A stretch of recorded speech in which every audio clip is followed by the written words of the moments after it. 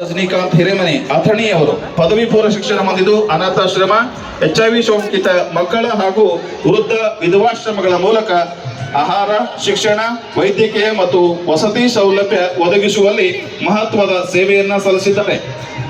ಬೀದಿ ಬದಿಯ ಮಾನಸಿಕ ಅಸ್ವಸ್ಥರು, ಭಿಕ್ಷುಕರು, ವಲಸಿಗರು ಹಾಗೂ ಸಂಕಷ್ಟದಲ್ಲಿರುವವರಿಗೆ ಆಶ್ರಯ ನೀಡುತ್ತಾ ಒಂದು ಹೊತ್ತಿನ ಊಟ ನೀಡುವುದು ಹಾಗೂ ದೇವದಾಸಿ ಪದ್ಧತಿ ಕುರಿತು ಶಾಲೆ, ಕಾಲೇಜುಗಳು, ಹಳ್ಳಿಗಳು ಮತ್ತು ಜಾತ್ರೆಗಳಲ್ಲಿ ಜಾಗೃತಿ ಮೂಡಿಸುವಂತಹದ್ರ ಜೊತೆಗೆ ನೆರೆ ಹಾವಳಿ ಮತ್ತು ಕೊರೋನಾ ಸಂದರ್ಭದಲ್ಲಿ ಅಗತ್ಯ ಸಹಾಯ ಒದಗಿಸಿದವರು.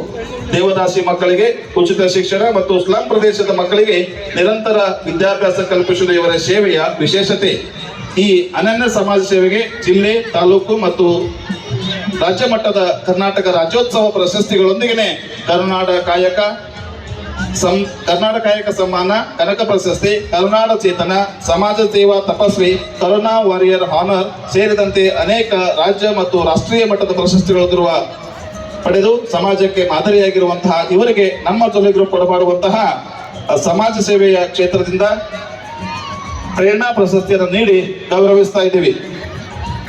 ಅವರಿಗೆ ಪ್ರತಿಯೊಂದು ಕ್ಷೇತ್ರದಿಂದ ಕೊಡಮಾಡುವಂತಹ ಸಂದರ್ಭದಲ್ಲಿ ಅವರಿಗೆ ಪ್ರತಿಯೊಂದು 11,000 ರೂಪಾಯಿಗಳ ನಗದು ಪುರಸ್ಕಾರ, ಪ್ರಸರಣ ಫಲಕವನ್ನು ನೀಡಿ ಗೌರವಿಸ್ತಾ ಇದ್ದೀವಿ.